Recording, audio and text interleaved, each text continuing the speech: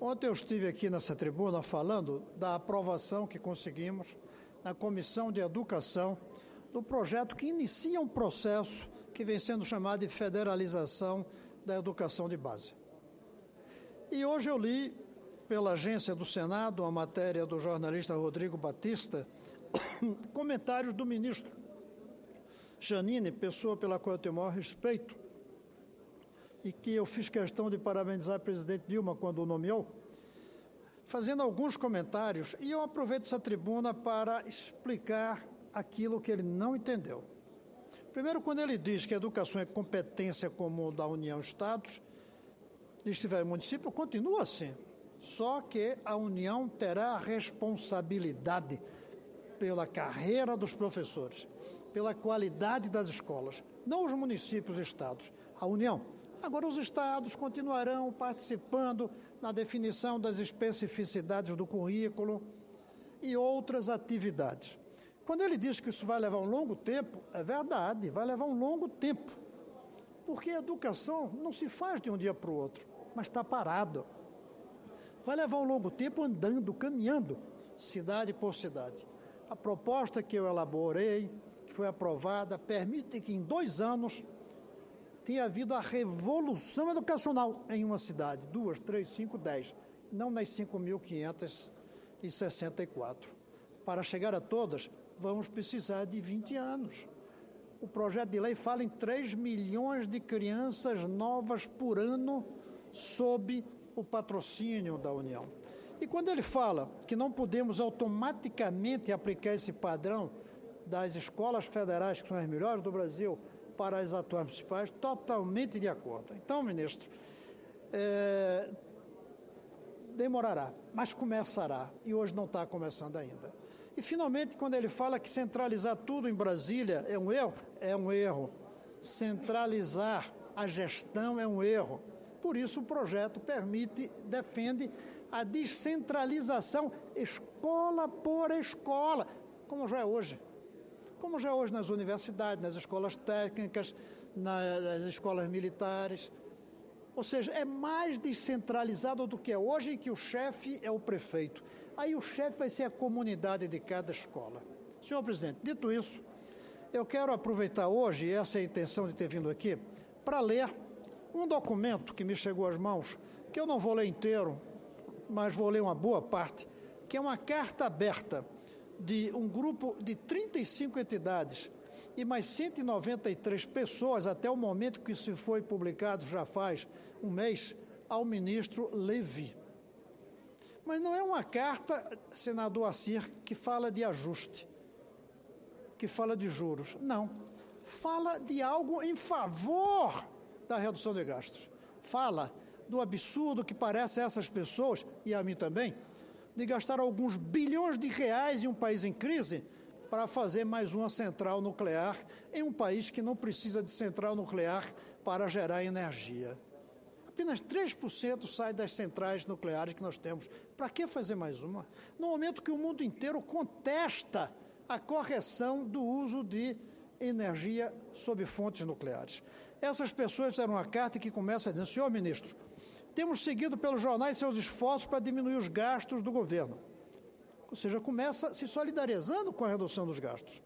Pois teríamos uma sugestão a fazer, que se mede em termos de bilhões a serem economizados imediatamente. Parar a construção da usina nuclear Angra 3.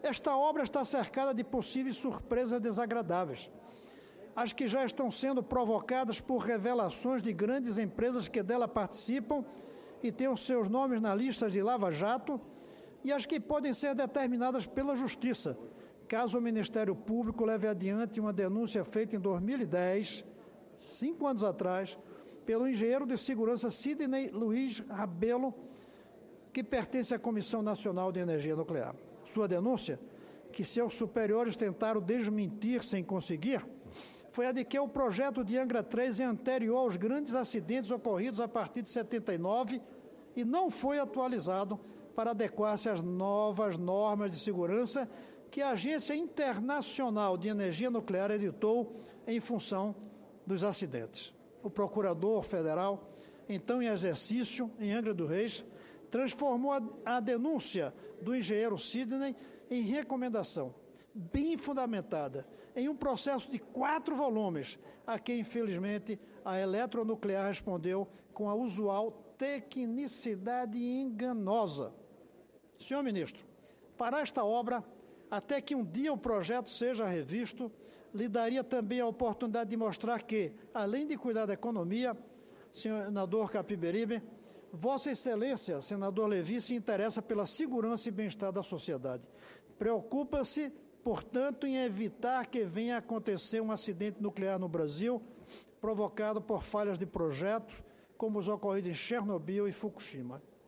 Quem tem informações sobre os pormenores desses trágicos acidentes, e eu visitei Chernobyl, classifica-os como catástrofe, pelo sofrimento em curto e longo prazo dos trabalhadores das usinas, dos moradores das regiões circundantes, pelos milhares de mortos que decorreram da crise e que continua a ameaçar muitas gerações futuras por força da contaminação radiativa de extensos territórios. Mas, referindo-nos apenas aos aspectos econômicos, Vossa Excelência certamente sabe que o senhor Pedro Malan, ministro da Fazenda, o senhor Fernando Henrique Cardoso, não tomou posição a favor do programa nuclear.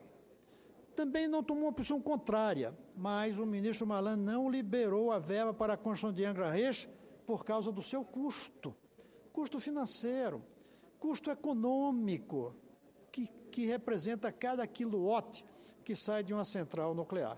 Para não falar do custo ecológico, dos riscos. Sabe também, senhor ministro Levi, que um pedido de financiamento a bancos europeus para terminar a obra ficou muitos meses pendentes, por falta de resposta brasileira a questões da companhia de seguros alemã Hermes, relativas à segurança da usina, e que esse pedido de financiamento foi então repassado à nossa Caixa Econômica Federal, que não pediu nenhuma informação desse tipo e atendeu imediatamente à determinação, sem os cuidados devidos, como tomaram as empresas, as agências de segurança, de seguros alemães. Para esta obra, também economizará muitos recursos futuros, sempre na ordem de bilhões, para o atual e para os futuros governos. Se a obra for realizada e tivermos que desativar o programa nuclear posteriormente, como está fazendo a Alemanha, como está fazendo o Japão, como está fazendo a Itália, o simples desmonte de uma usina e sua descontaminação, que chamam de descomissionamento, pode durar de 20 a 60 anos, com custos em geral maiores do que o próprio custo da construção da usina. Ao tomar a decisão de descontinuar seu programa nuclear, a Alemanha passou a investir em fontes renováveis de energia, mais seguras e mais limpas, como a solar, por exemplo, que no Brasil temos de sobra para atender a boa parte de nossa demanda energética e não fazemos o esforço devido nas pesquisas científicas e tecnológicas, nem nos investimentos, para nos beneficiarmos da energia solar. Hoje, se quisermos de fato implantar energia solar no Brasil, vamos ter de comprar equipamentos estrangeiros, que não estamos investindo no Brasil para isso, enquanto investimos numa central nuclear, quando os outros países estão abandonando, senador Jada, a alternativa nuclear. É bom lembrar que esses descominação, nunca poderão ser deixados para depois, uma vez que centrais nucleares compõem-se de diversos edifícios, com equipamentos que não podem ser abandonados na natureza, com grandes quantidades de rejeitos radioativos. Lembremos da Goiânia, onde somente 19 gramas de cloreto de césio 137, deixadas no equipamento de radioterapia desativado, causaram logo a morte de 11 pessoas, contaminaram 600 outras, e exigiram gastos altíssimos para colocar os lixos nucleares. Muitos desses rejeitos têm meias-vidas, que é a maneira técnica de dizer, de milhares de anos, e devem ser, por isso, escondidos, mas em túneis profundíssimos, isolados da biosfera, até que suas emissões radiativas, milhares de anos depois, caiam a níveis que não provoquem danos aos organismos vivos. Senhor presidente, senhores senadores, é uma longa carta que merece ser lida e que eu vou distribuir para cada senador. Não vou aqui tomar o tempo para ler tudo. Vou ao final. Terminando, podemos lhe dizer, senhor ministro Levi, assim dizem os que assinam essa carta, e eu sou um dos que assinou a carta, podemos lhe dizer que suas previsões de despesas poderão explodir com a elevação contínua de custos exigida pela segurança da usina. O senhor ministro deve estar informado de que a Areva, que é a empresa francesa detentora de um dos contratos para a terminal Angra 3, está entrando em falência, senador Capiberibe, por causa desses custos, e não está conseguindo terminar nem a moderníssima usina Flamanville na França, nem outra igual que vendeu para a Finlândia. E a gente comprando uma usina dessa empresa. É certo, e é o último parágrafo, senhor presidente, que vai ser difícil convencer a presidenta Dilma de parar Angra 3. Ela era ministra do presidente Lula quando este decidiu retomar essas obras. Mas essa não é uma economia a desprezar. Mesmo pagando algumas multas empreiteiras, será muito mais barato para o momento que busca ajuste, onde falta dinheiro, e para o futuro, onde sobrará radioatividade se acontecer alguma tragédia, será muito mais barato parar pagando algumas multas às empreiteiras do que continuar. Talvez a gravidade da atual crise faça prevalecer o bom senso no Planalto. Essa é a carta, senhor presidente, assinada por, naquela época, 35 organizações, 193 cidadãos e cidadãs, entre os quais eu me incluo com muito orgulho. Senhor presidente, eu vou distribuir essa carta a todos os senadores e eu gostaria de pedir uma reflexão de nossa parte para tentarmos influir na estancagem, na parada, na suspensão disso que pode ser um imenso erro, que se acontecer, não vai mais dar tempo de corrigir. É isso, senhor presidente.